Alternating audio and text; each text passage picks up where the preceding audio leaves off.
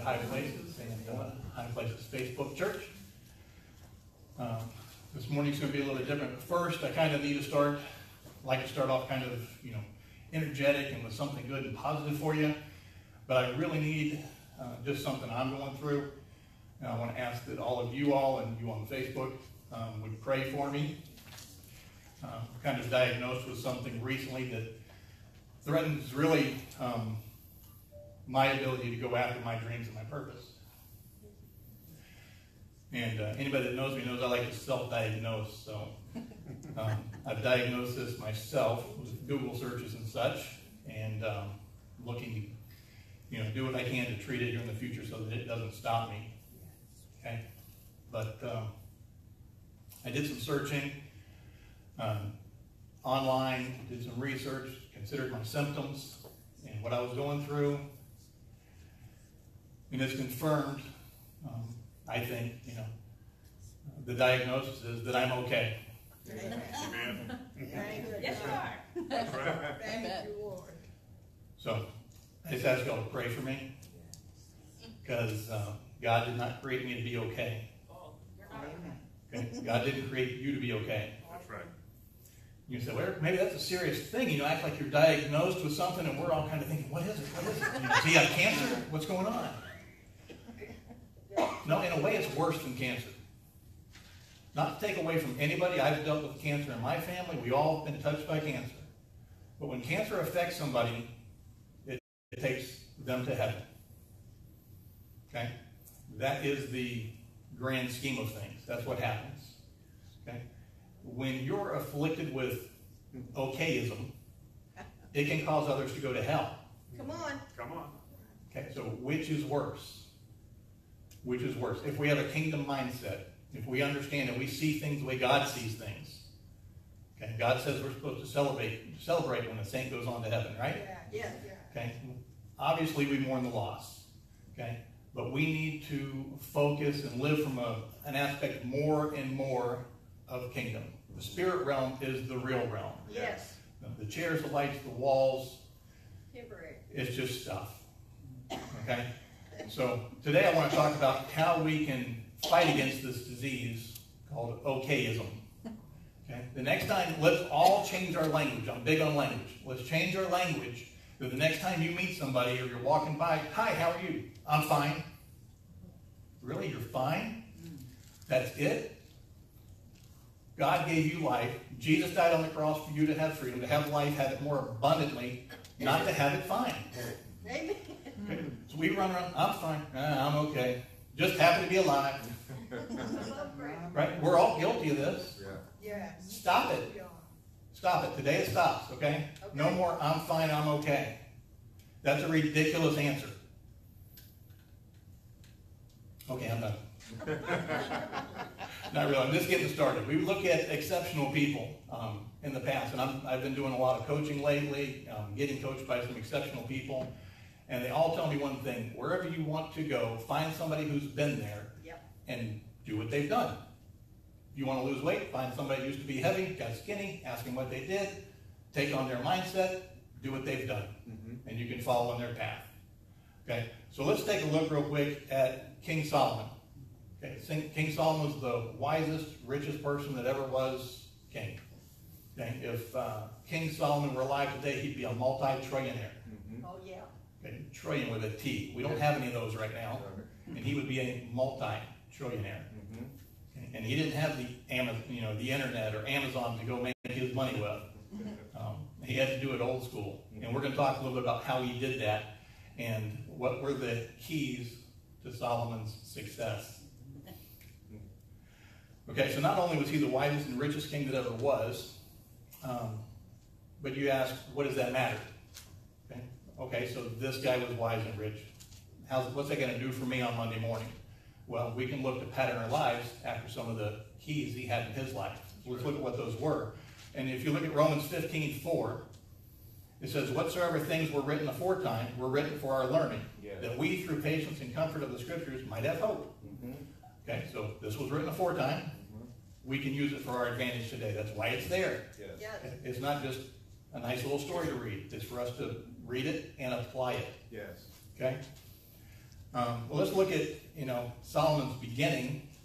Obviously, he was the son of King David and Bathsheba.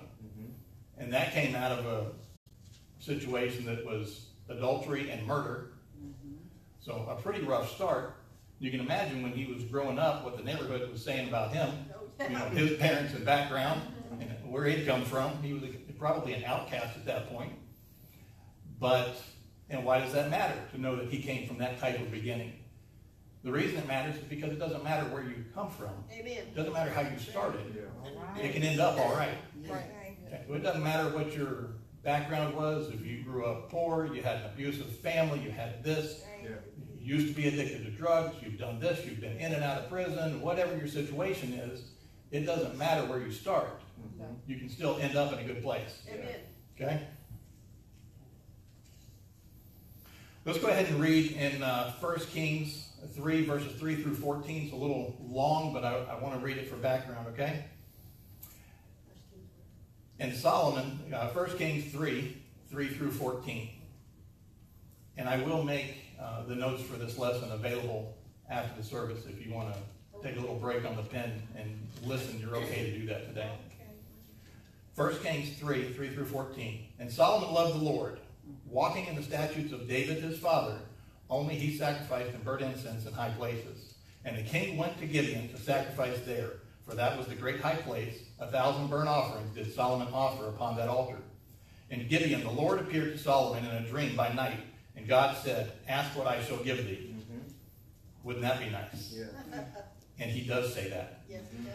And Solomon said, thou hast showed unto thy servant David my father great mercy, according as he walked before thee in truth and in righteousness and uprightness of heart with thee, and thou hast kept for him this great kindness, that thou hast given him a son to sit on the throne, as it is this day.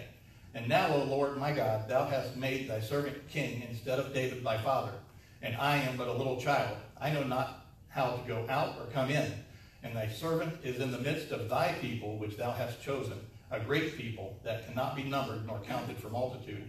Give therefore thy servant an understanding heart to judge thy people, that I may discern between good and bad, for who is able to judge this, thy so great a people? And the speech pleased the Lord that Solomon had asked for this thing.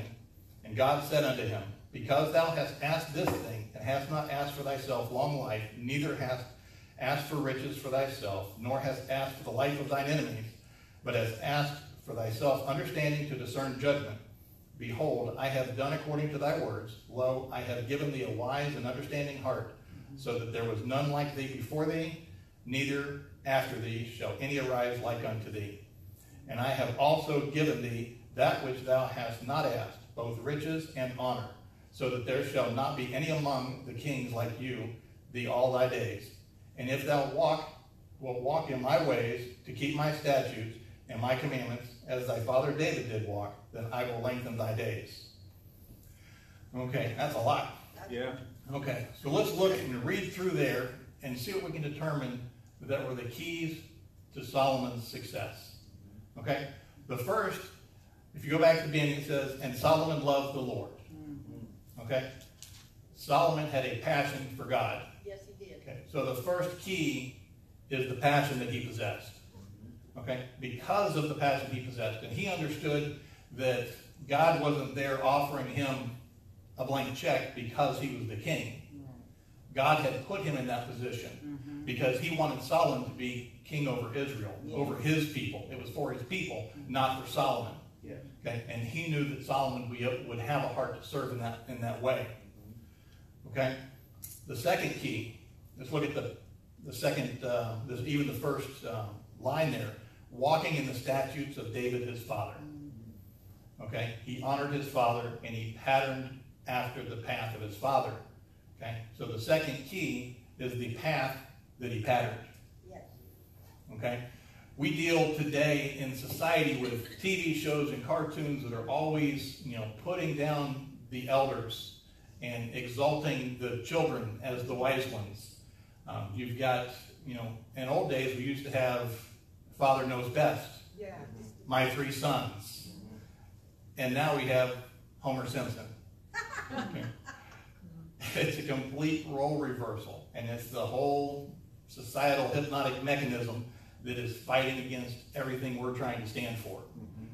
And if you don't begin to program your mind in the right way, you can't keep up with it. The onslaught is too much. Okay? But that key number 2 is that the path that he patterned, he honored his father. Now, was his father perfect? No. No. But did God tell him to honor his father? Yes. So he didn't honor his father because his father was perfect. He honored his father because God said it's a good idea. Amen. Okay? You listening, son?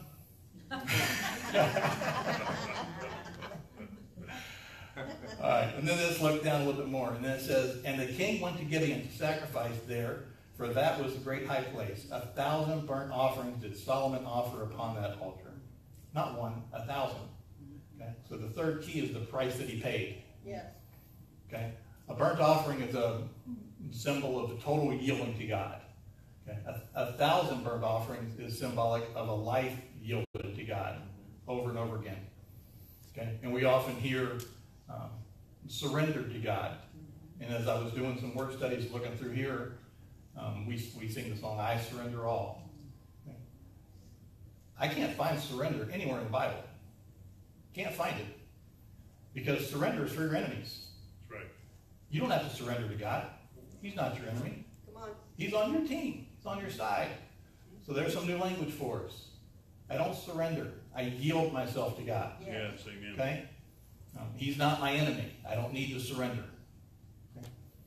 That's the only place that even the concept of surrender really takes place in the Bible is in military terms and surrendering to your enemies. Yes. Okay, so let's live a life yielded to God, and that will give us extreme power.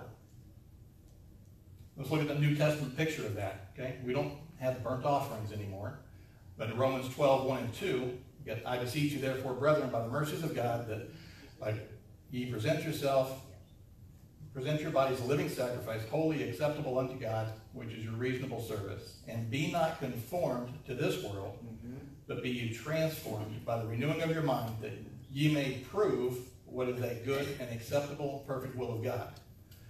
Okay? Let's look at conformed. We don't want to be conformed. To be conformed is to be molded by outside pressures. Okay? You mold clay, you press on it, you form it into something, you conform it. We don't want to be conformed by the external pressures that we run into every day in our life. Okay? We want to be transformed, a metamorphosis from the inside out by the renewing of our mind through the Holy Spirit. Yes. Okay? It's important that we transform our minds. Amen. Sometimes I catch some flack for speaking and not using enough scripture and talking about brain waves and not working out of your amygdala, but using your prefrontal cortex and these kind of things. Scripture tells me that we need to renew our mind. That's right. Okay? So I focus there sometimes. Okay, and then it says that that ye may prove what is that good and acceptable, perfect will of God. Okay, prove there means to recognize. Yes. Okay, to recognize that. And he doesn't have three wills. Okay, there aren't three wills. It doesn't say That's right. that ye may prove what are the good and acceptable, perfect wills of God. It's what is the good and acceptable, perfect will of God. Yeah. Okay, so God has His will, and it is good. Yeah. He knows it's good. Right. And when you transform your mind, you accept that it's good. Now it's good and acceptable, and it can be made perfect. Yeah. Yes. Okay? So there aren't three wills. There's one. It's good, acceptable, and perfect. Yes. Okay? So he was totally yielded to God. If you would yield your life to the purpose God's created for you, you will be great. That's the end of the story. You will be great. Amen. Okay? And unfortunately, conversely, if you don't yield your life to the purpose of God, you can't be great. I'm sorry if that ruffles anybody's feathers. It's just the way it is. You can't be great if you aren't yielded to the purpose that God has for your life. Amen. Yes, amen. Okay? And you say, well, but it's hard to recognize the will for my life. You know, I've prayed and I've tried. Well, I think some of us have our butts in the pew on Sunday and our butts in front of the TV Monday through Saturday Come on. and wonder why we can't recognize the will of God in our life. All right. I'm not saying it's easy, but I don't care. You have to go after it. You have to pursue it. It's critical that you find out. Okay? So some people, it's probably easy. God just drops a word in their heart and they walk it out, and no problem. That's fine. That hasn't been that way for me. It probably hasn't been that way for many of you. But it doesn't mean I'm not always searching, fighting, trying to understand what God wants in my life all the time. Okay? So make it a priority. Spend more time looking for your purpose and God's will in your life than you do planning a family vacation. Okay? Then maybe you'll get some insight on what the will of God is. Okay? And then once you know, you have to yield to what God's telling you your purpose is. Amen. Okay? That can be scary, right? God's telling you to walk something out that you've not done before. You don't feel prepared for. And it can be scary. We have to get over that. We have to pray for boldness and courage. Amen. To go after that purpose that God's called us to. Because until we do that, we can't be great. Okay? So why do I say that? When you know your purpose and what God's called you to do, and you're operating in that, you're being utilized at your highest and best use. Okay? That's a term that's used in real estate a lot. You want to use a piece of, if you're a real estate investor, and you can buy a piece of property that was a residential property, but it's on the corner of a pretty good intersection now that's grown up to be commercial, and you can tear that house down and turn it into a law firm and make it commercial space, it's so much more valuable because it's being used at its highest and best use. Amen. Okay? God wants you to be used at your highest and best use. Yes. He doesn't want you to be a residential house in the middle of Dale Mabry Boulevard. Okay? That's for commercial construction. That's where its best use is. Okay? So you need to be being used in the area that God's created you for so that you can be most effective, so you can be great.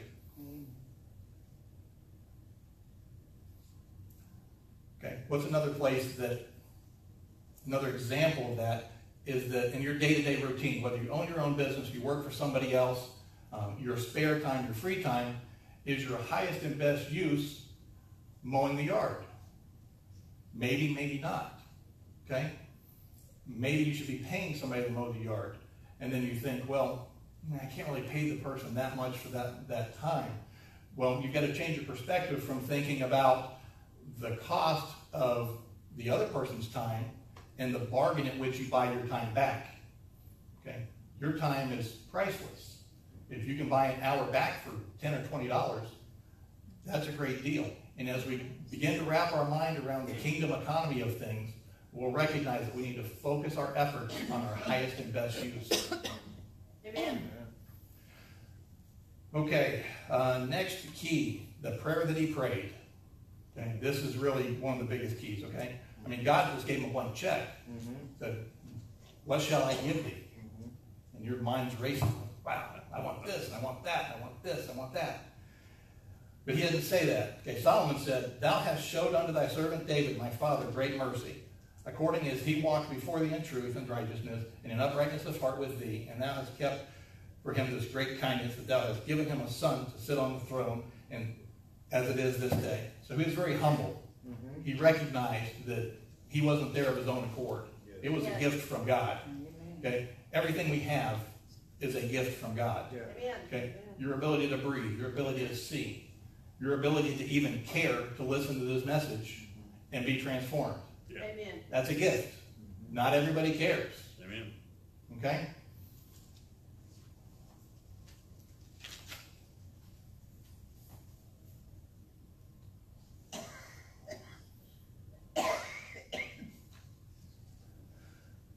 Okay, and then he said, give thy servant an understanding heart to judge thy people, that I may discern between good and bad, for who is able to judge this so great a people? Okay, he asked for wisdom and understanding in order to serve God's people. Amen. Okay, so when he was asked what he would want, he's praying for something that God wants. Okay, not something he wants, and for the wisdom and understanding. And because he did that, God gave him the wisdom and the understanding, and then he also blessed him with the riches and honor. Amen. Okay, so we need to be after God, after the wisdom to serve his people, because that's why we're here. That I can tell you was a purpose for all of us, to serve his people. Come on. That much I know. And we need to be praying every day, Lord, give me the wisdom to serve your people. Yes. In my business, in my family. Lord, give me the wisdom to be a better husband. Give me the wisdom to be a better father, to serve your people. That needs to be our prayer every day. and watch how things change. Amen. Okay. Next, we have the principles that he practiced. Okay.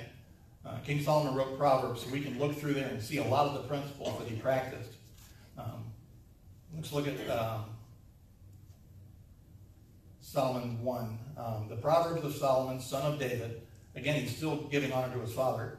King of Israel, for gaining wisdom and instruction, for understanding words of insight, for receiving instruction in prudent behavior, doing what is right, just, and fair. Okay, so Proverbs is written for gaining wisdom. Okay, the word wisdom really translates to our modern day word skill. Okay, not intellect, not IQ, not smart, but it translates into skill. Yes. Okay, so what does it mean? How do you learn a skill? If I want to teach you how to swim, can I give you a book that teaches you and you read it and you say, I know how to swim, I read the book. No, it doesn't work. No way. In order to gain the wisdom of swimming, the skill of swimming, you have to get in the water and try to swim. Okay, so a lot of the wisdom that we're looking for can't be gained until we take action. Amen. Okay, and that's a problem for a lot of us. We want to study, learn before we put into action. And there's some of it we just can't learn until we put it into action. Okay, you've got to walk it out. What are some of the prerequisites? Let me say that word for me. For wisdom. Okay, for the first, I have to say this word like 5 times. The first precursor to wisdom is ignorance. Okay, the absence of truth. The enemy of learning is knowing. How many people, you try to teach them anything, and they're like, I know already. I know, I read this, I saw this, I watched the video, I know it already. Well, until you walk it out and applied it, and it becomes, secondhand, you don't have to think about it, and it becomes mastery, then you know it. Yes. Okay? So the first condition is ignorance. Okay? The second condition is knowledge, the accumulation of truth. Okay? You do have to read the book, watch the video, accumulate the truth. And then there's understanding, the assimilation of the truth, okay? Or the comprehending of the truth, a deeper understanding of it. And then finally, that translates to wisdom or skill, which is the application of truth. Okay? Then we can apply it. Okay, so King Solomon's going there and he says, I'm like a little child. I don't know how to go in or go out. How am I supposed to do this? I need your wisdom, God. Okay, so King Solomon was walking into something where he had to take action that he didn't feel prepared for. Right? Okay, so how do we do that? How do we become wise beyond our size? Okay, how do we get wise enough to do that thing that God's called us in the next season? Okay, well, let's take a look at that. Proverbs 30, verse 24. There be 4 things which are little upon the earth, but they are exceeding wise. The ants are people not strong, yet they prepare their meat in the summer.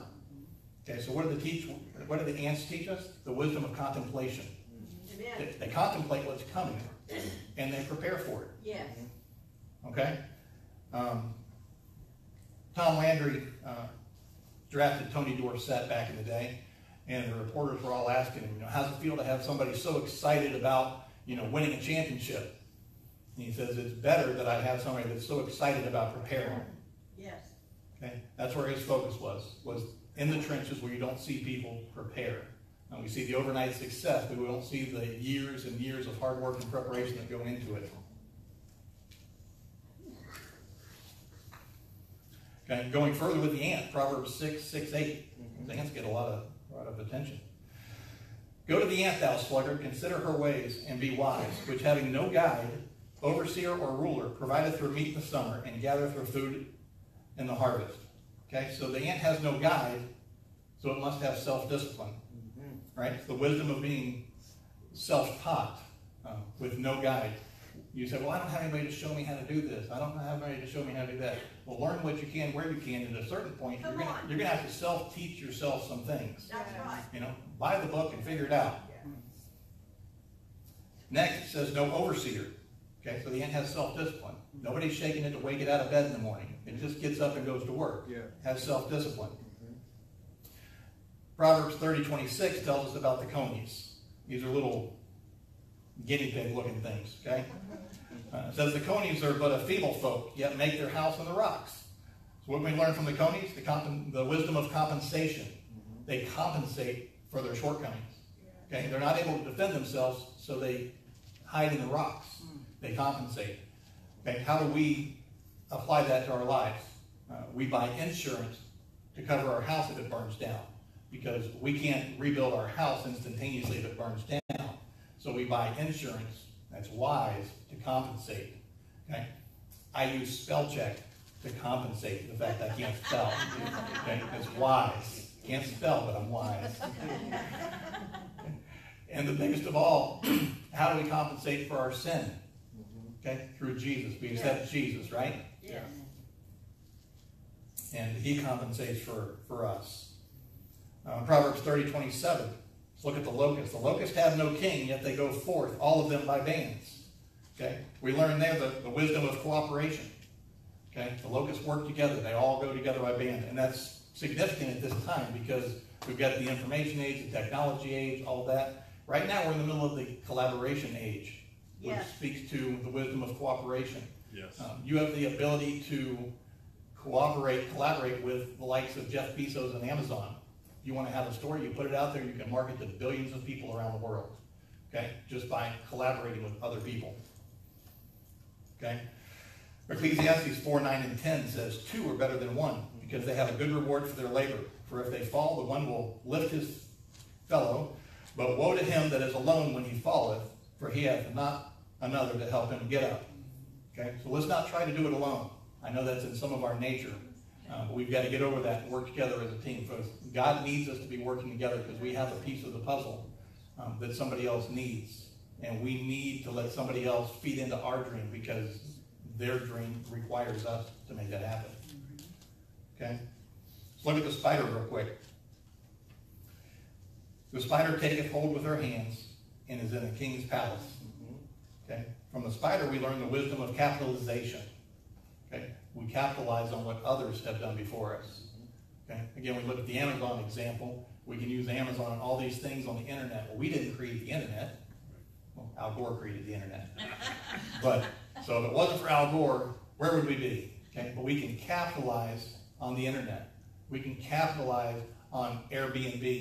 We can capitalize on Uber and get a ride any place we want in town, or go drive for Uber and make some extra cash while we're sitting idle and letting our asset of our car sitting still. There's a lot of things that we can do to capitalize on what others have done.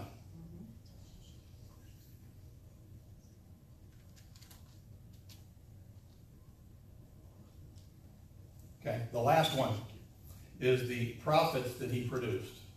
Okay, he's known for being the richest king, so the prophets that he produced are important. Let's take a quick look at that. I'm going to read fast. 1 Kings 10, 1 through 7. And when the queen of Sheba heard of the fame of Solomon concerning the name of the Lord, she came to prove him with hard questions. And she came to Jerusalem with a very great train and camels that bear spices and very much gold and precious stones. And when she was come to Solomon, she communed with him of all that was in her heart. And Solomon told her all her questions. There was not anything hid from the king which he told her not. And when the queen of Sheba had seen all Solomon's wisdom and the house that he had built and the meat of his table and the sitting of his servants and the attendance of his ministers and their apparel and his cupbearers and his ascent by which he went up unto the house of the Lord, there was no more spirit in her. She was like, oh, wow. And she said to the king, it was true, the report I heard in my own land of thine acts and thy wisdom. Howbeit I believed not the words until I came, and mine eyes had seen it. And behold, the half of it was not told to me. Thy wisdom and prosperity exceeded the fame which I had heard. Okay, so his wisdom and knowledge and wealth and fame not only preceded him, but exceeded him. Okay? And in 24, it says, all of the earth sought to Solomon to hear his wisdom, which God hath put in his heart. And they brought every man his present, vessel of silver and vessels of gold, and garments, and armor, and spices, horses, and mules, a rate year by year. Okay, so Solomon was charging these people to come and learn from his wisdom of what he had put together in his kingdom. Okay, so King Solomon was the first information marketer.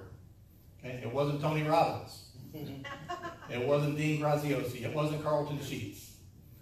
Okay, it was King Solomon who set up the first model of profiting from his knowledge because he was walking out the purpose God had put him in. So if you were walking out the purpose that God has for you, you can find a way to profit from that knowledge. Okay? Let's look at the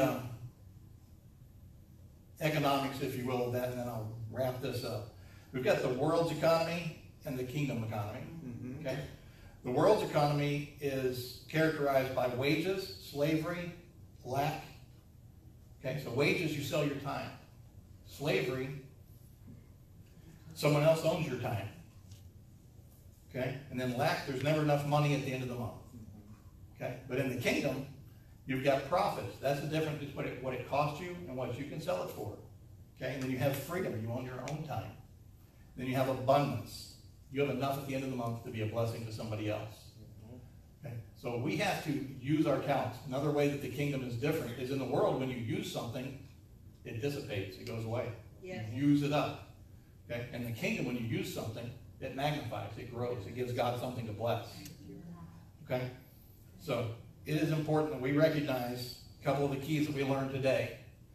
And for Solomon, the reason he was as rich as he was, as honored as he was, as wise as he was, is because of the passion that he possessed. Okay? Ask yourself, what's the passion I possess for God, for the things of God, on a scale of 1 to 10?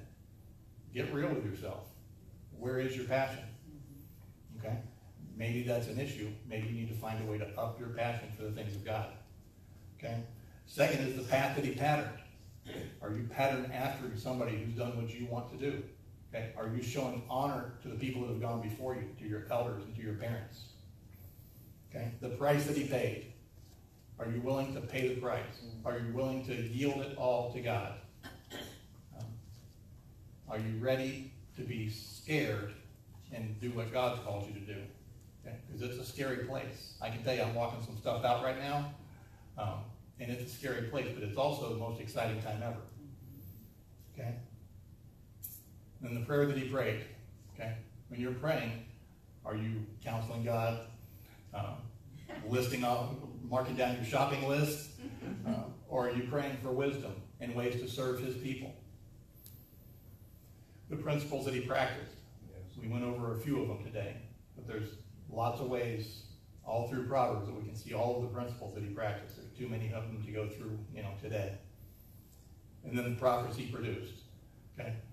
Pay attention to what you're doing and if it's profiting.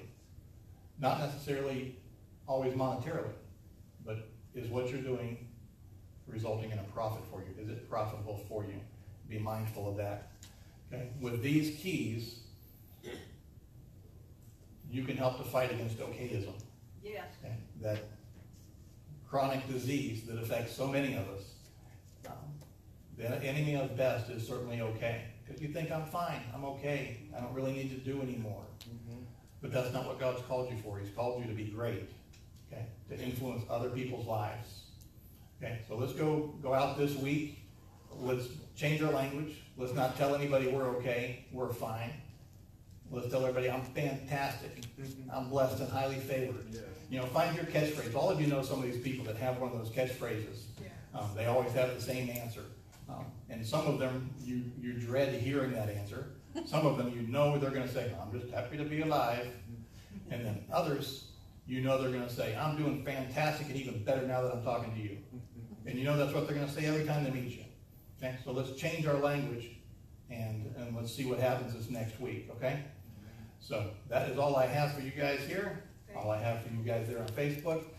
If you want these notes, I forgot I promised you the notes. If you need the notes, send me a text to 813-624-9120. So if you're here, write that down. If you're online, send me a text to 813-624-9120. Give me your name and email address. I'll shoot you the notes to this and some other good stuff along with it as well. Thank you, and be blessed. Amen.